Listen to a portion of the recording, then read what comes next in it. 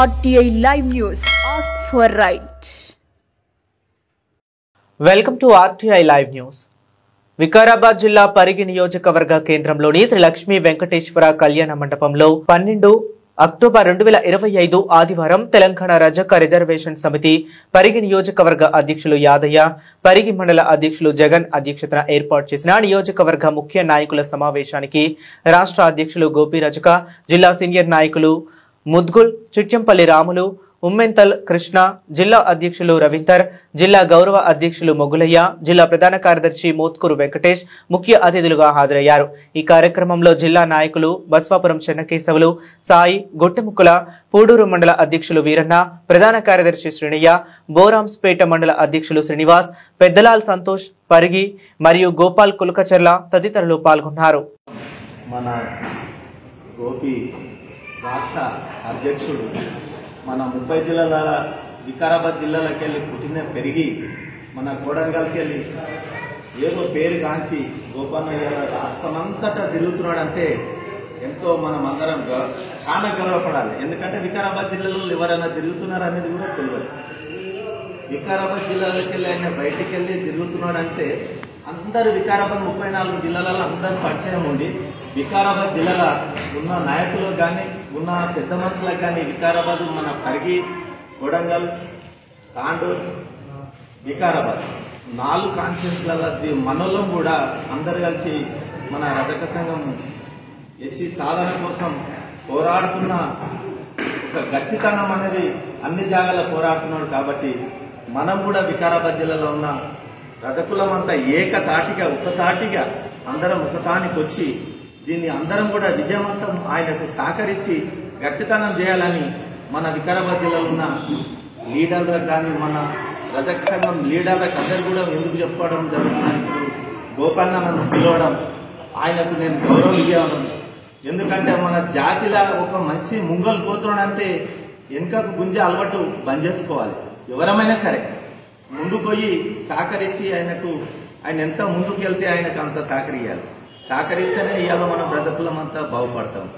మన వికారాబాద్ జిల్లాలో ఎట్లున్నది, పరిగి కాన్ఫరెన్స్ లో లాల్ కిషన్ అని ఉన్నాడు. మొన్ననే ఆయన ఒక 15 దినాల కింద ప్రధానమంత్రిని కలిసాడు. ఆర్ కృష్ణ వెంట పోయి అది ఎంత గౌరవపడాలి. మన రజకుల దాంట్లో ఆర్ కృష్ణ పోయి ప్రధానమంత్రిని కలిసి మన బాధలన్నీ కూడా కొన్ని విషయాలు వాళ్ళు చెప్పడం జరిగింది. అంతే మనం ఆయన చూసి కూడా మీడియా అందరూ కూడా వచ్చింది, పేపర్లో వచ్చింది, ప్రతి ఒక్కరు కూడా గౌరవపడాలి. అట్లా ఆ మంచి దాకా ఎదగాలి. ఎదిగితే ఎందుకంటే ప్రతి ఒక్కరు కూడా చిన్న స్థాయిలో మనం చదువుకున్న ప్రతి ఒక్కరు కూడా అవగాహన వస్తుంది. మన దగ్గర ఏం చేస్తున్నారంటే వికారాబాద్ జిల్లాలో చాలా వెనుకబడిపోయింది.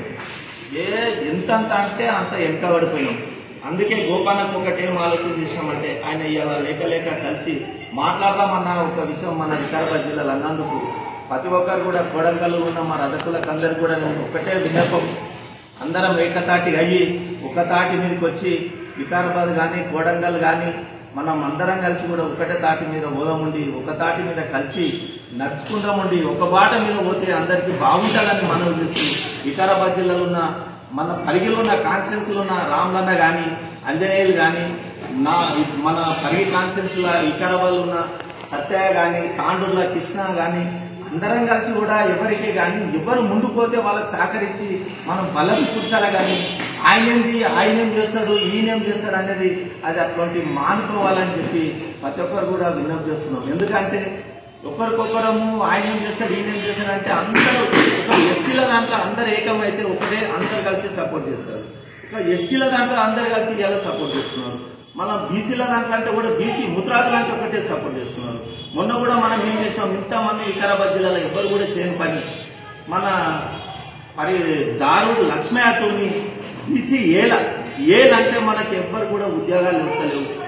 మనోళ్ళు ఎవరైనా చాలా మంది ఉద్యోగాలు ఉన్నారా, ఎవరు కూడా ఉద్యోగాలు లేవు. చాలా మంది బీసీఏలో ఉన్న 11 కులాలు ఉన్నాయి.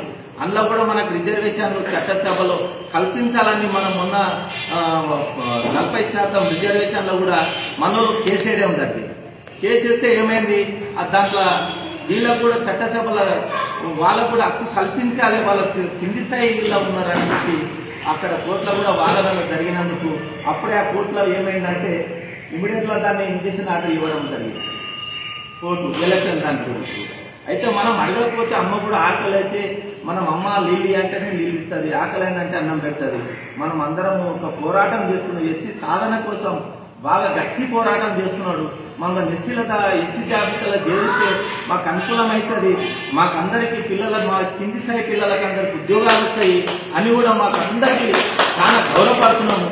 అదొక్కటే కాకుండా ఆంధ్రలో ఉన్న ఒక మన రజకుల దాంట్లో ఒక ఆమె ఎమ్మెల్యే గెలిచి ఎమ్మెల్యే ఆమెకు అవకాశం వచ్చినప్పుడు చంద్రబాబుతో చట్టసభలో ఆమె బాధక ఎమ్మెల్యేల దాంట్లో ఏంది అసెంబ్లీలో నడిచేటప్పుడు మన ఇన్ని జాగాల్లో ఎస్సీ జాబితాలో చేర్చారు, మరి ఇక్కడ ఆంధ్రలో తెలంగాణలో ఎందుకు మమ్మల్ని ఎస్సీ జాబితాలో చేర్చలేరు, మమ్మల్ని ఎస్సీ జాబితాలో చేర్చాలని కూడా చంద్రబాబుకు ఆమె ఎమ్మెల్యే గారు బాగా గట్టిగా చెప్పడం జరిగింది.